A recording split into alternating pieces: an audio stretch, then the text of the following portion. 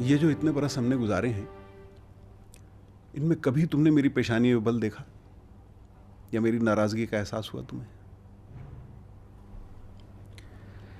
नहीं राबिया, तुम्हें एक भी ऐसा दिन याद नहीं होगा,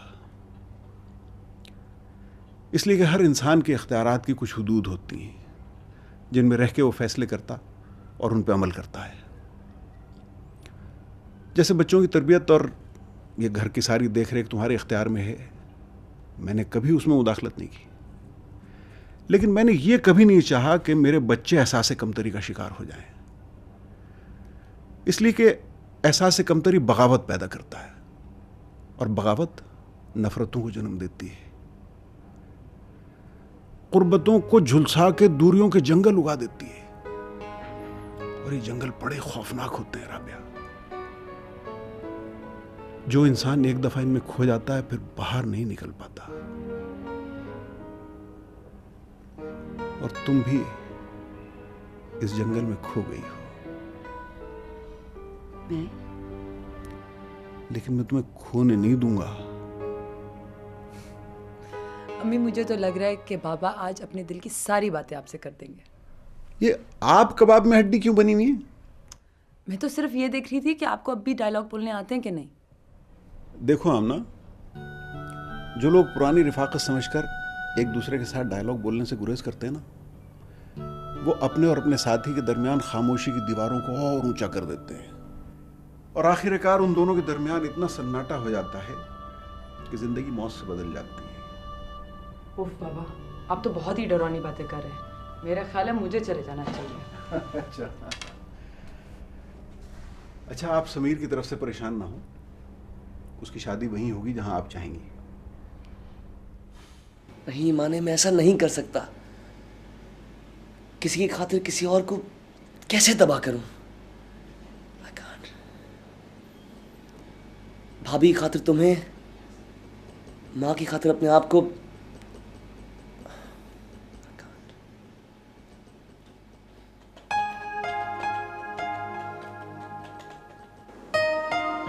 तुम्हें पता चल गया होगा ईमाने कि मैंने अली से,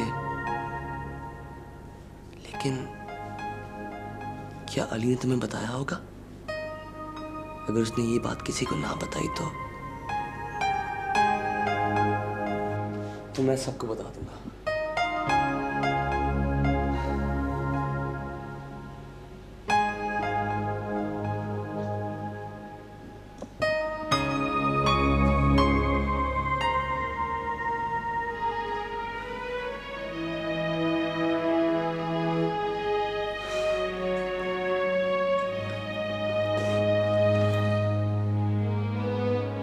तुम अली के साथ नहीं रह सकती ईमाने।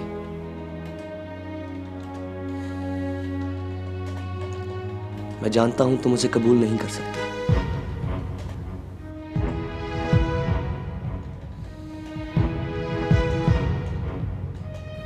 तुम्हें कबूल नहीं करना चाहिए।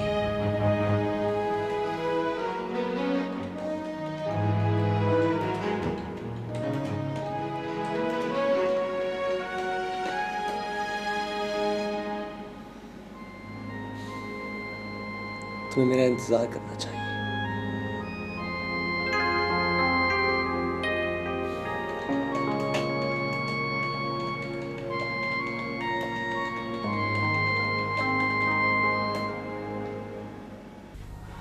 कब तक हेरा?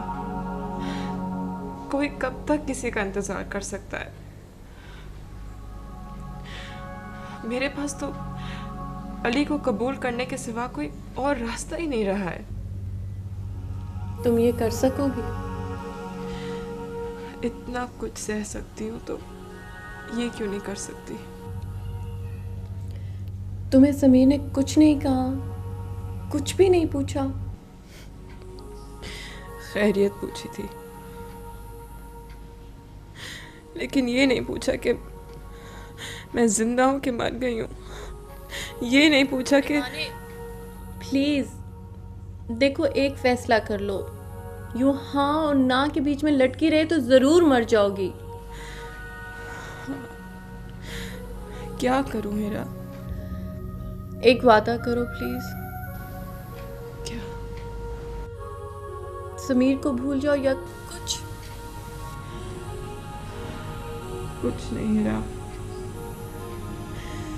उसे भूल जाने के सिवा मेरे पास और कोई चारा नहीं है।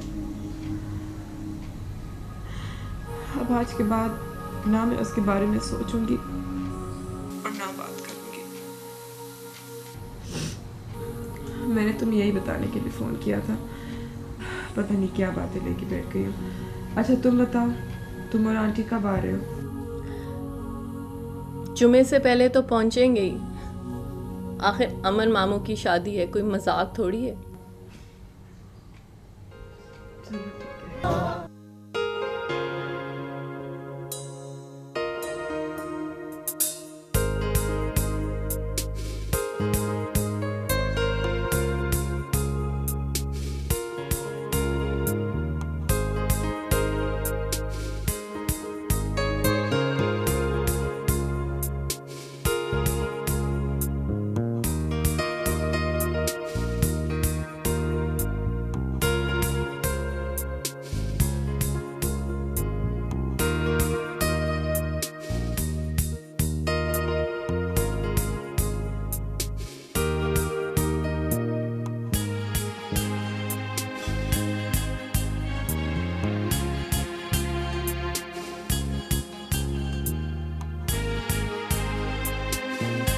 यार मैं कल इस्लामाबाद जा रहा हूँ।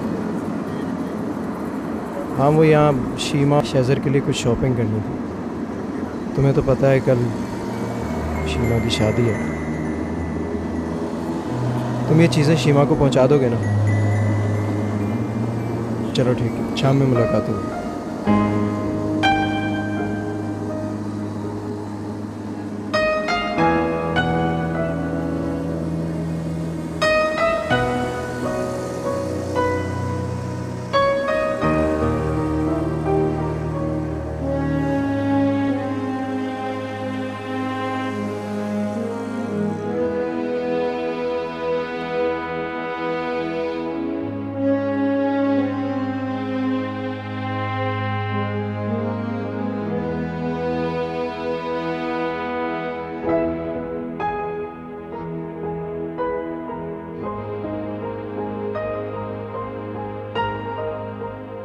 यार कितना खूबसूरत कलर है ना, और ड्रेस भी बहुत प्यारा है।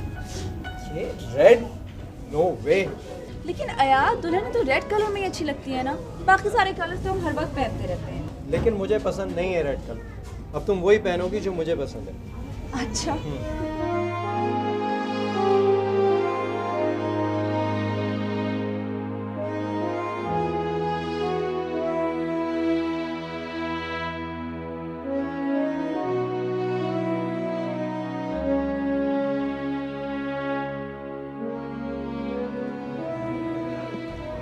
वो नीचे मैनेकिन पे रेड ड्रेस था ना, वो मुझे चाहिए प्लीज। तशरीफ रखिए, मैं दिखाता हूँ आपको और भी डिज़ाइन। ये यही वाला है, यही चाहिए सर ये तो सेल कर दिया उन साहब को मैंने, ये तो दे दिया। लेकिन यही चाहिए था मुझे उनको भेज दिया यार। सेल कर दिया। ये बताइए आपकी शादी हो रही?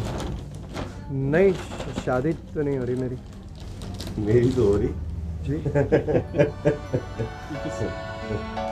Thank you.